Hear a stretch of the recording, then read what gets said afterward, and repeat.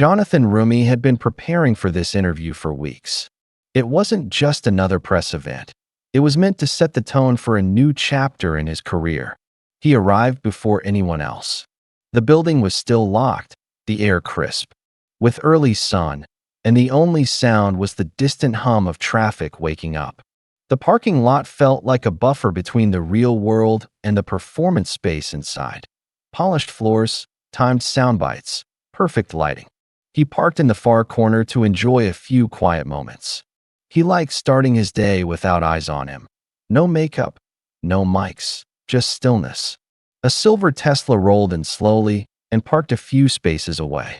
Jonathan didn't look twice until he noticed someone stepping out alone, no entourage, no phone in hand. It was Elon Musk's son. He'd seen the boy once at a conference, but didn't expect to cross paths like this, not on a random Tuesday morning. The kid looked unbothered, almost invisible in a gray hoodie and jeans, his shoes scuffed like he'd actually walked more than most people assumed. Jonathan nodded once in quiet acknowledgement and turned toward the building. But then, without warning or drama, something small caught his eye. The boy had noticed an elderly groundskeeper kneeling down beside a broken broom and a small trash bin tipped over in the breeze. Without hesitation, X walked over, knelt beside the man, and began helping him reset everything. No cameras, no show, just instinct, just kindness. Before we continue, we'd love to hear from you. Where are you watching from? Drop your location in the comments below, and be sure to like, share, and subscribe for more inspiring stories. From a distance, it looked like nothing, a kid helping a man with a mess. But to Jonathan, it felt heavier than it appeared. The boy wasn't rushing. He wasn't glancing around to see if anyone noticed. He was just helping, carefully, thoughtfully. The old janitor seemed surprised. Maybe not many people paused to lend him a hand, especially not people stepping out of a Tesla. There was a simplicity to it, unrehearsed, unspoken, that made it feel more real than most moments Jonathan had experienced on camera. Jonathan stayed still, his hand on his car door, unsure why this image made him hesitate. But it did. In an industry filled with appearances, this quiet act hit different. It wasn't charity. It wasn't PR. It was just human. The boy didn't finish and walk off with swagger or wait for thanks. He stayed until every piece was back in place. The janitor stood slowly, nodded in gratitude, and returned to his slow shuffle down the lot. The boy stayed, kneeling a few more seconds, adjusting the bin to face the right way. Jonathan exhaled. Something inside him shifted. This wasn't a story about fame anymore. It was a moment about values. And before he opened the studio door, a quiet thought struck him hard. Maybe today's interview wasn't the story that needed to be told. Jonathan didn't go inside right away. He sat on the edge of the curb, coffee now cold in his hand, watching shadows stretch across the pavement. His phone buzzed with reminders. Makeup in 10, green room in 20. But the urgency that ruled most mornings wasn't reaching him today. The boy, Elon's son, had disappeared from view, probably slipped quietly through the side entrance. But the image of him kneeling stuck. Jonathan had built his career on telling human stories. Stories that pulled people in, made them think, made them feel. But lately, the machine of promotion, headlines, and polished narratives had started to wear thin on his heart. He thought of how rare it was to witness something honest without it being wrapped in branding or turned into a post. That small act of kindness had stirred Ross something that even a primetime interview couldn't replicate. For the first time in years, he considered saying no to the camera, not out of rebellion, but out of clarity. He didn't want to sit in a chair today and recite practiced answers about projects. He wanted to do something that actually mattered. So he stood up, brushed off his jacket, turned toward the studio entrance, then away from it, and started walking the opposite direction. Inside, producers scrambled. Jonathan was minutes late. His assistant tried calling twice. A producer paced near the hallway, unsure if he was lost or stuck in traffic. The studio lights were ready.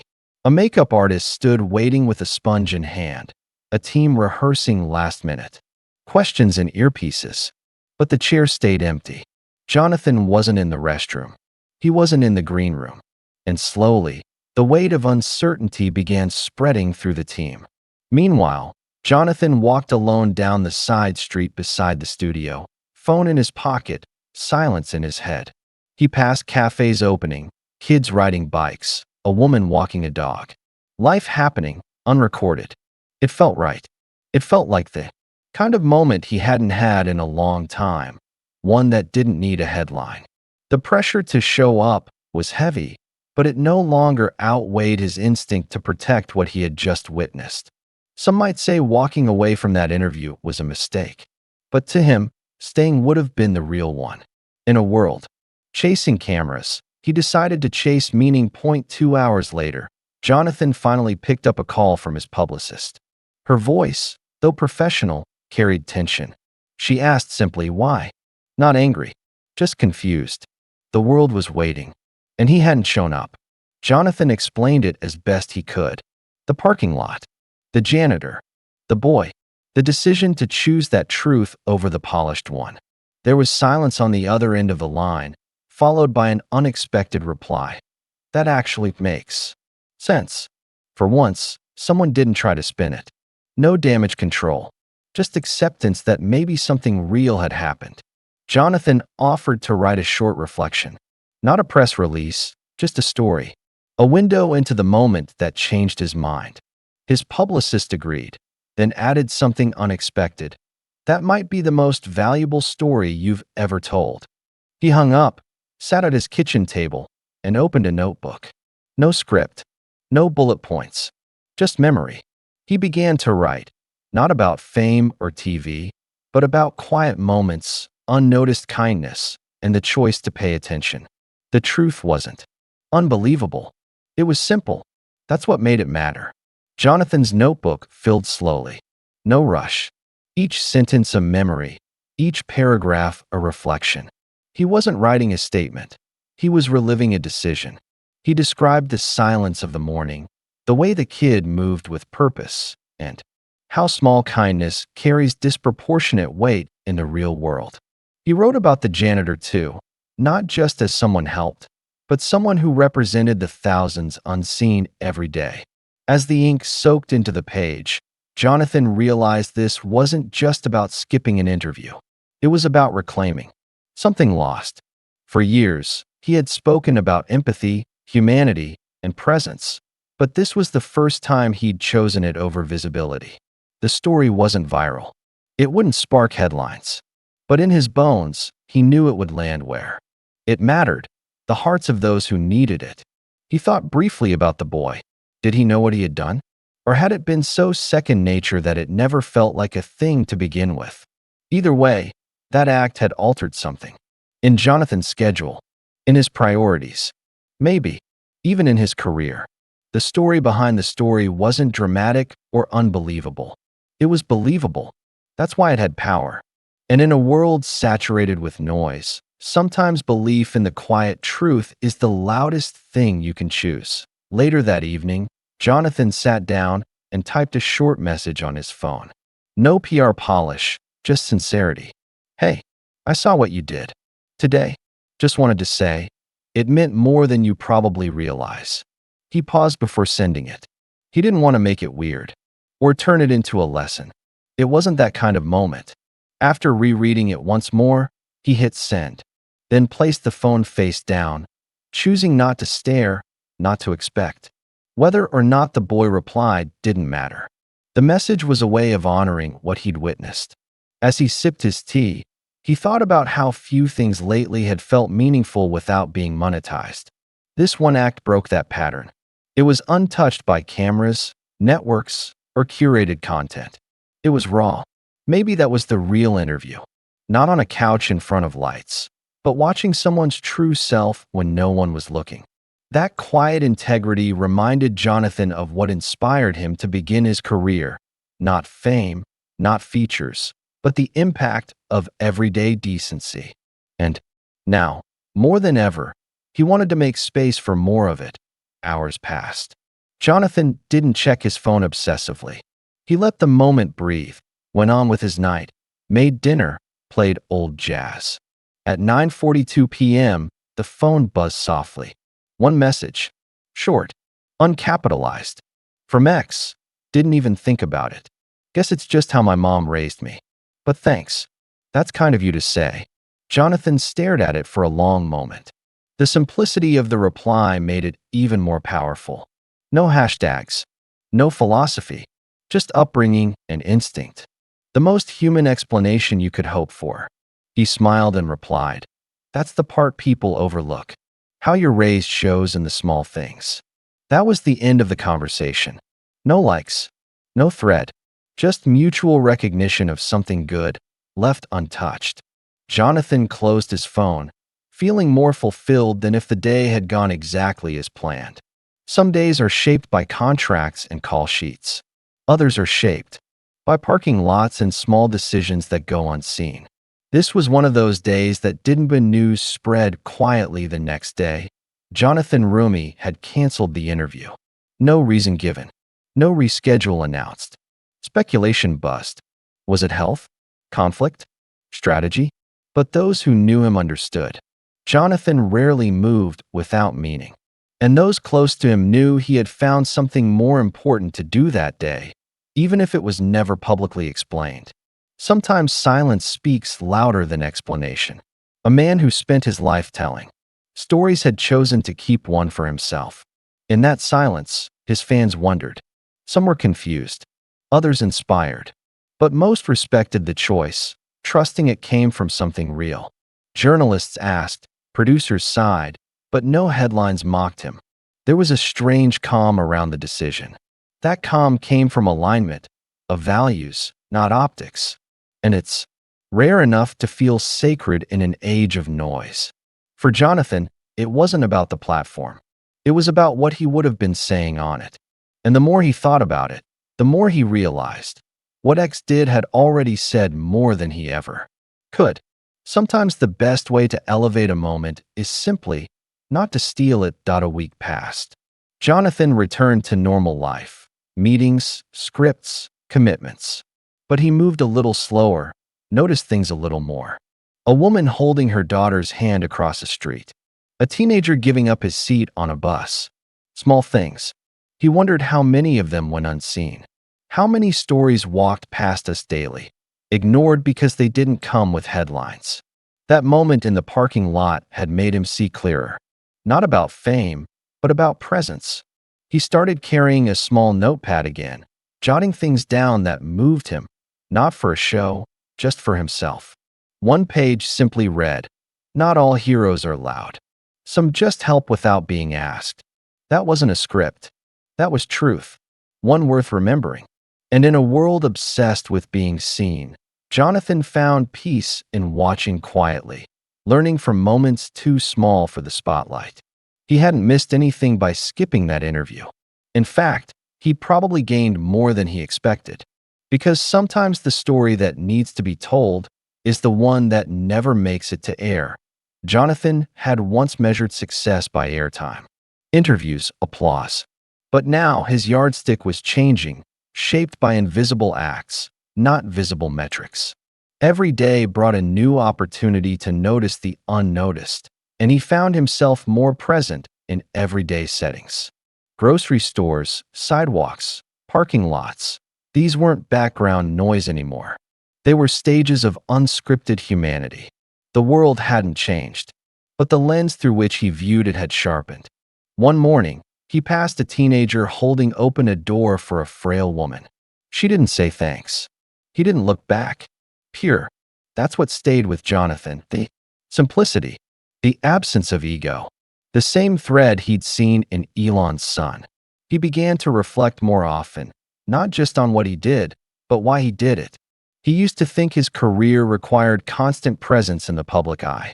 Now he questioned whether presence, somewhere realer, was even more powerful. These reflections didn't spark a public pivot, just a personal one. A quiet shift in how he wanted to show up. And with that came a growing sense of freedom. A week after the parking lot moment, Jonathan received a handwritten letter in the mail from a stranger. It came from a high school teacher in Portland who'd heard a rumor about what he did, or didn't do that day. The teacher wrote, "I told my class about what you didn't say on TV and what that silence might mean." Her students had a 30-minute discussion on choosing integrity over optics. Some asked why it mattered. Others just nodded. Jonathan read the letter 3 times. Not because it was dramatic, but because it felt like an echo. He realized something profound. When you're truly present, the story doesn't need your voice. It tells itself through others. That teacher didn't ask for a reply. She didn't ask for a post. She just wrote it because it meant something. He placed the letter on his desk, beside a notebook filled with half-thoughts and reflections. And in that small envelope, he found proof that choosing stillness doesn't mean forfeiting influence. It means letting it take a different form. That was enough that Jonathan's days began differently now. No notifications before coffee. No inbox until after sunlight had spilled into his kitchen. It wasn't a radical life change. It was a rhythm shift. He allowed his mornings to breathe. He realized how tightly packed his life had become. Not with meaning, but with maintenance. He didn't crave more success. He craved deeper connection, with people, with silence, with intention. Interviews still came. He accepted some, declined others. But always with the question, is this feeding my soul, or just my profile? His team respected the new tone. Some worried quietly about momentum. But Jonathan no longer worshipped speed. When you slow down, you see more. That included himself. He wasn't searching for a new project. He was searching for moments that reminded him why he ever started telling stories at all. And one parking lot had done more for that mission than 1,000 red carpets. So now, he let the quiet in. One Saturday, Jonathan went to a farmer's market alone. No hat, no shades, just himself in a hoodie and jeans. A vendor recognized him and nodded, not as a fan, but as a neighbor. That meant more than a photo. He watched kids run between booths. A musician played a soft cover of an old folk tune nearby. A young woman tripped and dropped her basket. Instantly, 3 strangers helped her gather everything. It happened so fast. No one performed. No one posted. Just help. Human help. Jonathan smiled, realizing moments like these, tiny, unpaid acts, were his new favorite kind of story. He walked the rest of the market not in search of fruit or bread, but of invisible goodness. He left with a bag of apples and a heart full of something better than applause. That's what made it stick. The fact that no one needed credit to show up for someone else. Those were the people worth watching. One night, Jonathan checked his email before bed, something he rarely did these days. A subject line stopped him cold. It read, "Thank you, from someone you've never met." The email was from the janitor, the man from the parking lot. "You probably don't remember me," he wrote, "but I remember you and the boy who helped me." The man went on to say he'd worked for 20 years, and no one had ever paused like that. Not like that. That boy didn't just help, the janitor wrote. He listened. And so did you. Jonathan sat with that line a long time. And so did you. We always think stories are told with words. But sometimes, they're told by standing still and paying attention. He replied only 2 words. I remember. Because he did. And always would. A few days after the email, Jonathan took a walk in a quiet wooded park. No headphones. Just silence and steps. He thought about echoes, not the kind that bounce off walls, but the kind kindness leaves behind. The act itself had passed, but the way it touched people? Still growing, still rippling. That's the thing about decency. It doesn't end at the moment, it expands. In that forest, he found a new kind of fulfillment. Not applause, not recognition, just alignment. For years, he performed roles. But lately, he'd been living them. He wasn't sure what would come next. But he knew it wouldn't come from chasing. It would come from staying rooted. His pace slowed even more. And for the first time in a long time, he felt unrushed. Not because he was stepping away, but because he was stepping towards something truer. And it all started because one kid noticed a janitor carrying too much. Jonathan met an old friend for coffee, someone who'd known him before the career, before the spotlight. "You seem lighter," the friend said, halfway through a cappuccino. "Not like happier, just a less pulled." Jonathan smiled. "I stopped chasing the story I thought I had to tell." The friend nodded, recognizing the tone. "What changed?" Jonathan paused. "Honestly, a kid. A simple moment. And me realizing I didn't want to talk about values. I wanted to live them." They sipped quietly for a while. No one asked for pictures. The cafe was just small enough to let people be people. The conversation drifted to old times, past mistakes, and why slowing down doesn't mean stopping, it means seeing. That afternoon wasn't newsworthy, but it fed something deeper than clicks. Not everything valuable needs to be visible. That's what Jonathan kept learning, one small moment at a time. And somehow, that made everything feel new again. Weeks passed. Jonathan returned to work, but with a quieter mission. He started writing again, not scripts, but reflections. Not for a show, not for production, just for himself, and maybe someday, for others who needed something real. He called the file "The Days Between Applause," a place to gather the unseen victories. It was full of things most people walk past: a kind glance, a quiet gesture, a choice no one knew about. These weren't stories that sold, but they were stories that healed. He didn't care if it became a book, a series, or stayed a private document. It was the process that mattered, because stories don't always begin with explosions.